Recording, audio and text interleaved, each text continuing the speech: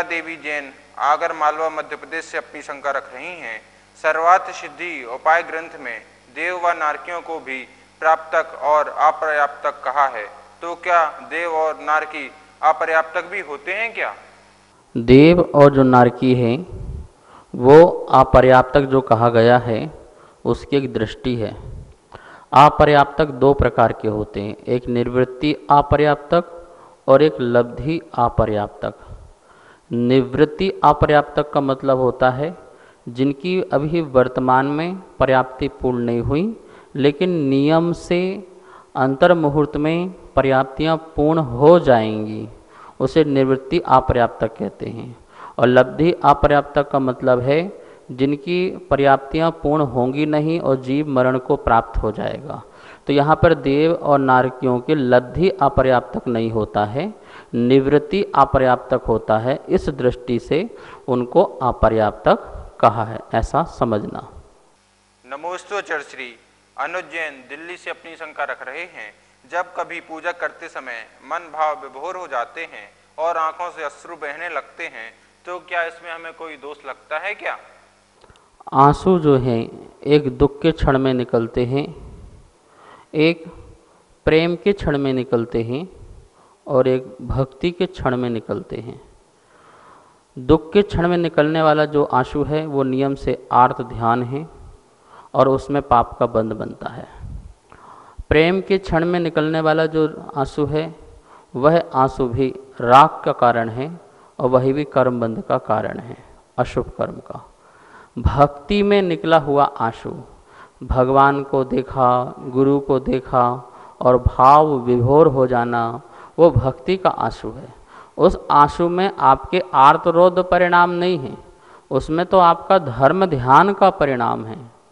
और धर्म ध्यान के परिणाम में कभी कभी हम लोग गुरुओं से मिलने जाते हैं और भाव विभोर हो जाते हैं, ऐसा हो जाता है। वो सहज ही आंसू, वहाँ रोने का परिणाम और रौद्र परिणाम, आर्द्र परिणाम, ऐसा परिणाम नहीं है। बस रत्नत्रय के धारी मुझे गुरु का दर्शन हो गया, जो संपूर्ण वीतरागी हैं ऐसे परमात्मा का दर्शन मुझे हो गया, ऐसे भाव आए और मैं इतना भक्ति विभोर हो गया, मेरा जीवन धन्य हो गया। तो उसके उद्देश्य से आंसू निकल जाना, सहज निकल जाना, ये धर्म ध्यान का लक्षण है।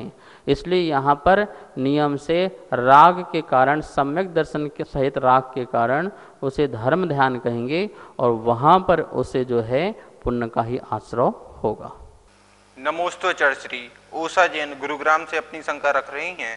परमाणु एक प्रदेशी होता है और अन्य परमाणु उसमें समा सकते हैं, तब वह एक प्रदेशी परमाणु स्कंद बन जाता है या उसका अलग अस्तित्व रहता है?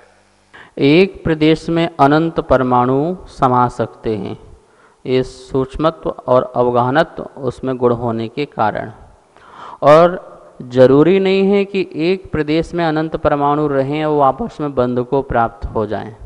वो बंध को प्राप्त नहीं होते हैं तो वो स्कंद नहीं होंगे, लेकिन यदि वो बंध को प्राप्त हो जाएं और बंध जाते हैं तो फिर वो स्कंद हो जाएगा। लेकिन बंधते नहीं हैं तो वो नियम से भिन्न भिन्न परमाणु एक ही स्थान पर अवगाहनत शक्ति होने के कारण समा सकते हैं। नमोस्तु चरश्री उषा भालचंद जैन कारंजा महाराष्ट्र से अपनी शंका रख रहे हैं। पुनर्विवाह करने वाली महिला कौन कौन से कार्य नहीं कर सकती है? जो महिला पुनर्विवाह करती है उसका प्रायश्चित यही है कि वह धार्मिक संबंधी या परिवार में मांगलिक कार्य जितने भी हैं उनमें उसका सहभागिता नहीं रहेगी। मंदिर में विधान हो रहा हो, मांगलिक कार्य हो रहा हो, कलश स्थापना आदि हो रही हो, तो उस मांगलिक कार्य में उसका हाथ नहीं लगेगा। ऐसे ही साधुओं के लिए आहार दान आदि के लिए, साधुओं के लिए चौका लगाना, आहार दान देना, उसके लिए निषेध है। इसी प्रकार से आपके घर में भी किसी प्रकार का मांगलिक कार्य उत्सव हो रहा हो तो उसमें भी वह हाथ आदि नहीं लगाएगी, स्पर्श नहीं करेगी। यह उसके लिए प्रायश्चित है। बुरा नहीं माने, क्योंकि आपने संयम व्रत नहीं लिया, आपने शील व्रत नहीं लिया। यदि किसी कारण पति का वियोग आदि हो जाए तो तुम्हें संयम और शील के पथ पर चलना चाहिए। अपना शील भंग करने का दोष का प्रायश्चित यही है कि जितने भी मांगलिक कार्य हैं उसमें आपको किसी प्रकार से स्पर्श नहीं करना। नमोस्तु चर्चरी, कल्पना सेठी उदयपुर राजस्थान से अपनी शंका रख रही हैं। आरंभी हिंसा तो हमसे नियमित रूप से होती ही है, तो हमें क्या करना चाहिए कि हम आरंभी हिंसा से बच सकें? श्रावक अवस्था में, ग्रस्त अवस्था में आरंभी हिंसा होती है, लेकिन उस आरंभी हिंसा में हम इतना ध्यान रख सकते हैं किसी त्रस्त जीवों का घात ना हो, हमारे द्वारा त्रस्त जीवों घात ना हो।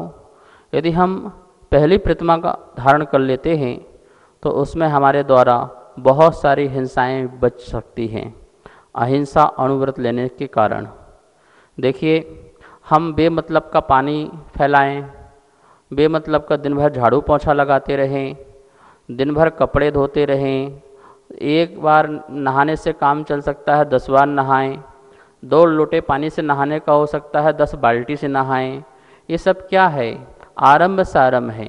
एक लाइट से पढ़ा जा सकता है, दिन में हम सूर्य के प्रकाश में पढ़ सकते हैं और हम लाइट में पढ़ें, तो इस प्रकार से आरंभ सारंभ होता है।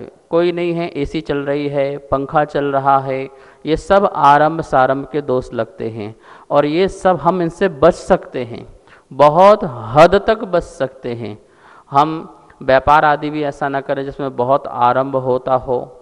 घर का इतना बड़ा घर बना लिया, प्राणी 2 हैं और बना लिया इतना बड़ा घर कि उसमें आरंभ सारंभ होना ही होना है।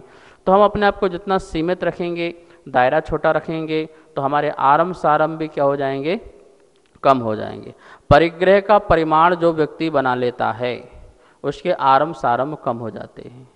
आप परिग्रह का परिमाण बनाइए, मकान का, घर का, वस्त्र का, भोजन का, बर्तन का, इन सब का प्रमाण बनाइए, फिर देखना आपका आरंभ सारंभ कम हो जाएगा और हिंसा भी आपसे कम होगी और आपको आनंद भी आएगा, पुण्य की प्राप्ति भी होगी। नमोस्तु चर्चरी, शोभा जैन उत्तर प्रदेश से अपनी शंका रख रही हैं। नंदीश्वर द्वीप में रात दिन का भेद नहीं होता, तो फिर 6-6 घंटे का पता देवों को कैसे चलता है? कृपा कर समाधान करें। अष्टानिका पर चल रहा है। नंदीश्वर द्वीप में देवों द्वारा 6-6 घंटे चारों दिशाओं में आराधना की जा रही है। देखिए, काल का प्रभाव, वो अवधि ज्ञानी हैं, देव जो हैं वो अवधि ज्ञानी हैं और अवधि ज्ञान से उनको पता चल जाता है कि अब कितना मुहूर्त हमने जो है पूजा पाठ की है।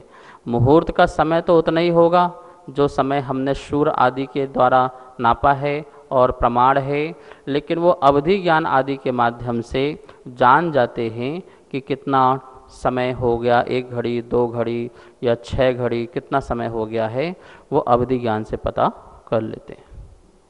सभी को सादर जय जिनेन्द्र। तत्वार सूत्र के 2य अध्याय की पुस्तक छपकर आ चुकी है और 3रे अध्याय की पुस्तक छपने जा चुकी है। जो भी महान भाव अब 4th अध्याय के पुण्यार्जक बनना चाहते हैं और प्रथम और 2य अध्याय की पुस्तक मंगवाना चाहते हैं, वो नीचे दिए गए नंबर पर संपर्क करें। धन्यवाद। जय जिनेन्द्र।